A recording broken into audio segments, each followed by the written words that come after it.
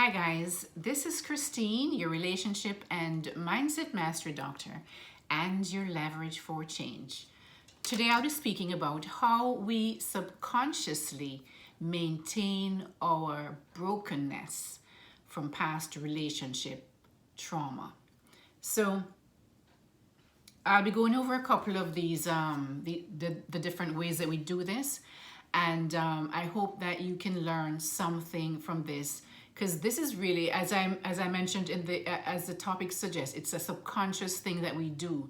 Sometimes we are not even conscious or aware that we're doing these things, and just maintaining the trauma from our past broken relationships, or or just past trauma from our growing up or interacting with people who treat us or do us wrong. So before I start, guys, check out my memberships below. Hopefully you can find something there that will suit you. However, the most important thing I'd love for you to do for me is to like this video if you find some value in it. Like it, share it, please subscribe to my channel, and also hit the notification bell so that as soon as I upload something new, you will be notified. Again, so let me start with this, these different ways, of how we subconsciously maintain our brokenness from past relationship trauma. The main overarching reason is because we do not take the time to heal. We do not take the time to heal. And there, I'm going to go into the different reasons, and a lot of them will kind of, be there are commonalities in quite a few of these, but I wanted to bring them up anyway so that you can become aware of these ways that we maintain our brokenness from past relationship trauma.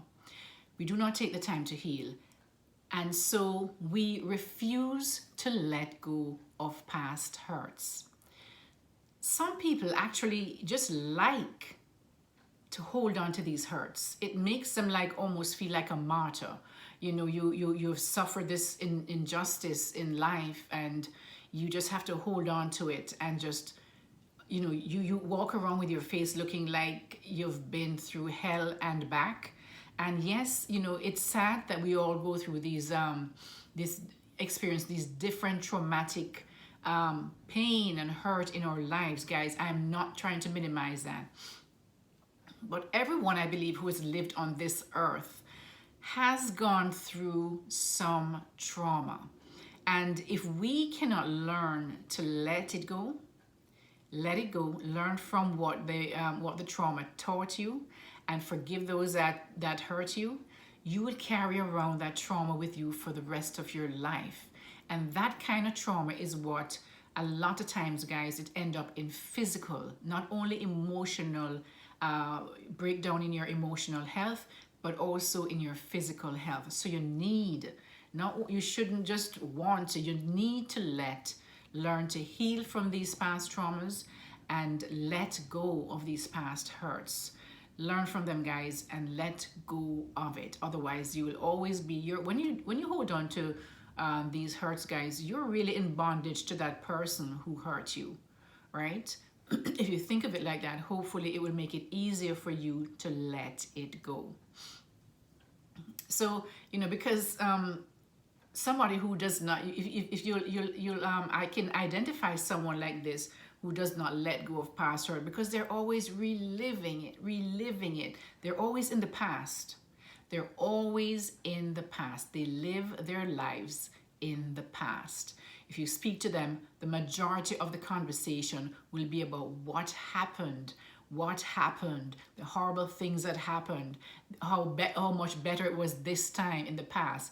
They see the past, they can remember the horrible things in the past, and they also will see this person may also see the past as something better than what's happening now.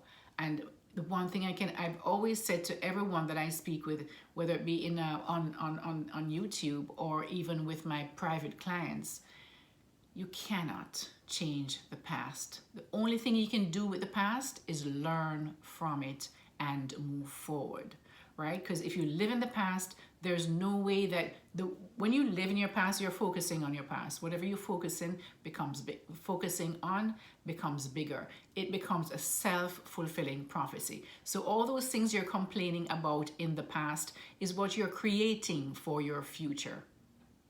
If you think about that, do you want more of what happened in the past? Well, you can continue thinking about all the trauma that you suffered in the past, and that's exactly what you're going to get for your future. Okay, don't be surprised. The next thing is that we give others too much power over our happiness. We allow people to traumatize us so much, and sometimes we allow it by being there, by constantly surrounding ourselves with these people. We allow it and we give them so much power that if they say something horrible about us, we feel like our world has ended, right? We allow people's opinions of us to really matter so much to us that we feel debilitated. We feel as if we can't move because we're just looking for this person to say something good about that. You're giving these people too much power. You're giving others too much power. As long as you know you're doing the best you can and you haven't done anything to hurt anyone, you're the only person it's important for you to be able to look in that mirror at the end of the day and say, I am good. I'm good. I did not go out there to intentionally hurt anyone. I'm doing the best I can with what I know at this time, right? Then you should not really care. I mean, unless it's something that's true and then you learn from that and you move on from that. If they're saying something that is true and you know it's true, question, is this true? Is what they're saying true? Okay, if it's true, then you do better. You know now, you do better. But if it's not true, then okay, why should it matter to you? It doesn't, it will not, it should not be able to change your happiness because you value somebody else's opinion of you over what you know of yourself. The next thing is that we believe that we can escape from the pain, of the trauma or past trauma by jumping into one relationship after the other. So as humans, we do have this thing against pain. We run away from pain and we run towards pleasure. So in this sense, we are running away from our pain, but we all know that when we run away from our pain, it's still there. It's just going to catch up with us one day, right? And we run towards pleasure. We think that by running and burying ourselves in these many different relationships with many different people, you're going to somehow feel better. You actually end up feeling worse because your self-worth hits a low because you feel that you're just people, and then you end up feeling used and abused by others because they know that you need them to make you feel better, and there are people that will use that to make use you as their ways of feeling better as well. So you have to be very careful about what you do when you're feeling you're in pain, because running to someone else to fill that need to quell that pain for just a short time, because believe me, it's only going to be that short time. It's going to come back. That pain is always there. It does not go anywhere until you face it and heal from it. The next thing is that we allow ourselves to become bitter. We just, as I mentioned earlier, that things are going to overlap, in certain many of these points that I'm going to bring across. And the way we allow ourselves to become bitter is that we just focus on all the bad stuff.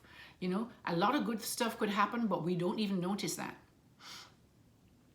Instead of thinking, oh my goodness, I've been this or whatever, this relationship broke up because of this or whatever it might be, this person didn't love me enough.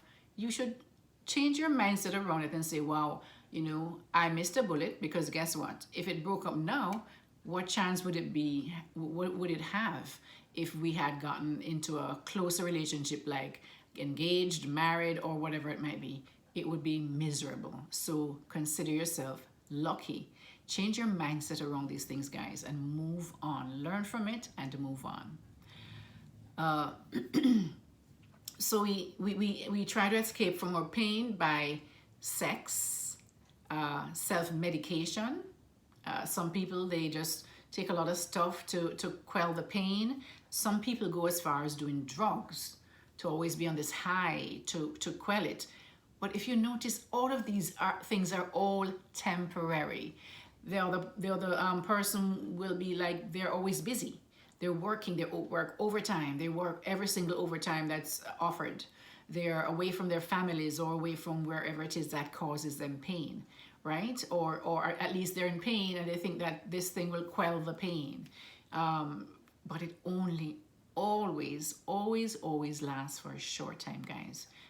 Notice that, realize that, become aware of that, and realize that the best you can do is to resolve that pain by working through it. All right. Another thing that how we maintain our brokenness is that we believe that we don't deserve to be happy, and this is something else, because when you feel you don't deserve to be happy, you will tolerate anything, any kind of behavior from your partner or from those around you. You believe that it's best to have somebody who hurts you, or makes you feel less than to have no one at all, because you feel you just don't deserve to be happy, right? And this is also a self-image and a self-worth problem. That is why you need to work on yourself. That is why you end up making mistakes in your subsequent relationships, because you have not learned the lessons from your past. And another way that we maintain it is that we wear this facade of toughness, that we face the world as if we are invincible. And I'll tell you a secret, guys. A lot of these people that you see walking around who pretends, it's because it's really a facade, pretend, it's a big facade, it's a big pretense to be invincible, tough. They are the most broken people. The ones that make themselves look like they are like invincible. They are like, nothing can touch them. These are the people that's wearing a huge facade.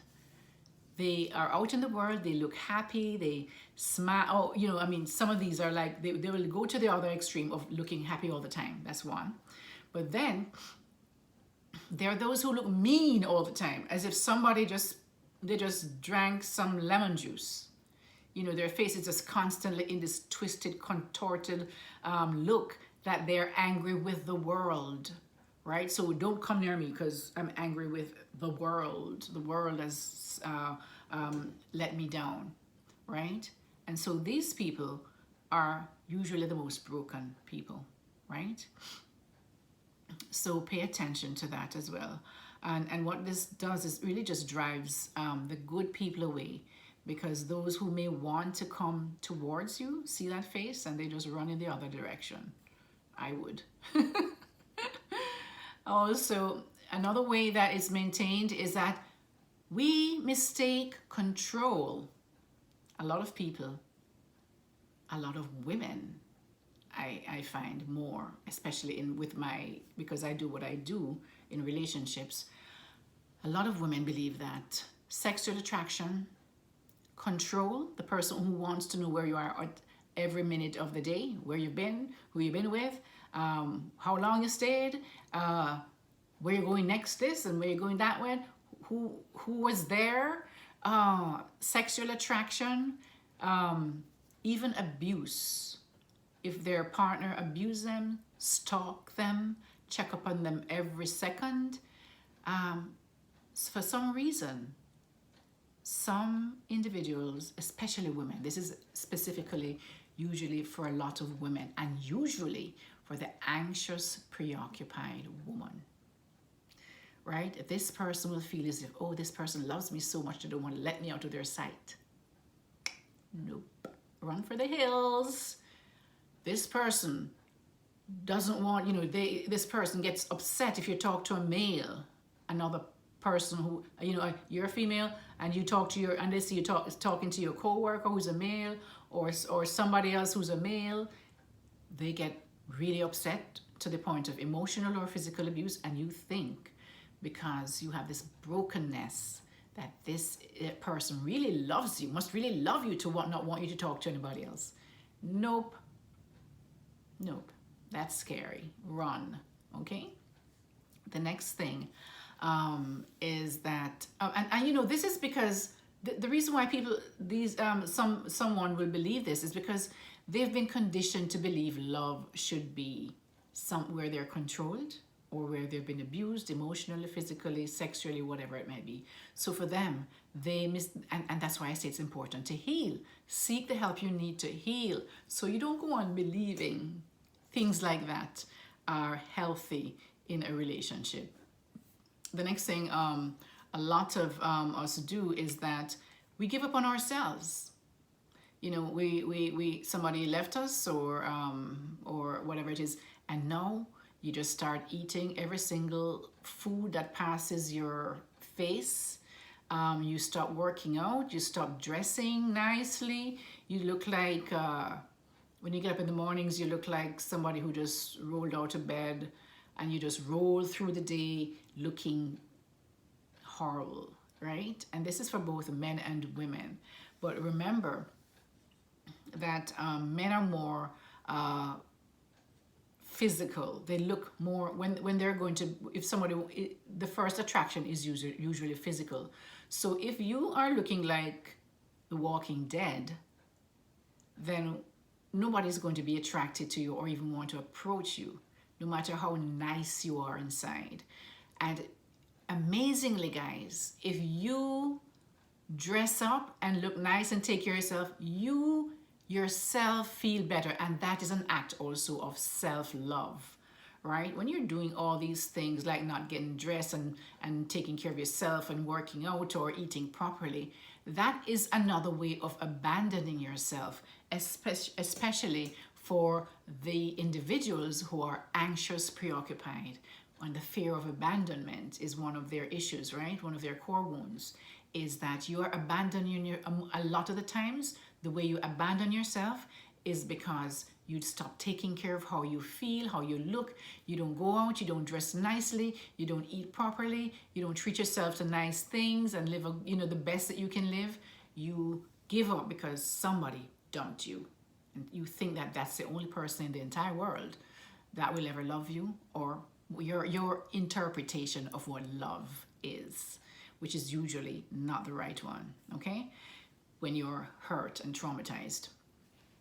The next thing is the fear of being alone is one of these things that happens when you are, it happens for a lot of different reasons. But that fear of abandonment for the anxiously attached, and also just a lot of people have grown up in families that are very large, and they've never ever been alone by themselves. No matter how toxic the relationships are, they've always been surrounded by people. And so they go into relationships believing that they cannot be alone. They just can't be alone. I am kind of happy that I grew up in a family that we were pretty much very self-sufficient. My parents were there. My mother was there specifically. My father was somewhere around. But the thing about it is that I always knew, I noticed that all of us, we are very self-sufficient, all of the children. We can live by, at least most of us can live by ourselves. We don't need a whole lot of people around us at all. I'm very comfortable being alone. I choose my friends very carefully. I don't need a whole heap of friends. I just need a few good friends. And the ones that are not, they fall apart. They fall away eventually. I don't even have to do anything. Things happen and they just fall out of the, fall away. And that's fine with me too, right? You always want to know that the people that you're with, you are going to give them all the love that you can, and it should be a reciprocal kind of behavior between friends or family members. If other people are just taking, then you know that's not right for you, because eventually you'll become bitter, right? And then you also, and this is a way of knowing that when you jump from one relationship to the next, you need to know how to select your partner and your friends and know which family members to be close to and which ones to stay away from, because you will know the difference once you heal what is toxic for your system, right? So because you haven't healed, the way you maintain trauma is that you keep attracting the very same people who consistently hurt you. And because you haven't taken the time to heal, you fail to attract healthy individuals. So these are some of the ways, guys, that we subconsciously maintain.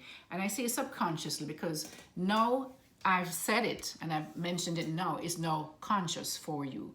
But the way that you were operating before is that it was a subconscious behavior, because this is a learned behavior that was learned sometimes from our childhood and maybe subsequent relationships that you've been in, intimate relationships that kind of just continued that whole process and maybe cemented it even deeper because you just seek out the wrong people because of your past trauma. All right, guys.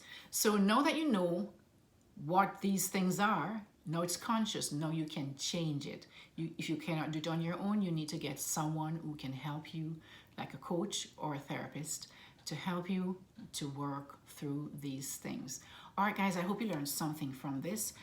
This is Christine, your Relationship and Mindset Master Doctor, and your Leverage for Change. Please don't forget to like, share, subscribe, and hit the notification bell so that when I upload new videos, you'll be notified. Until next time, take care and to keep growing. Bye-bye.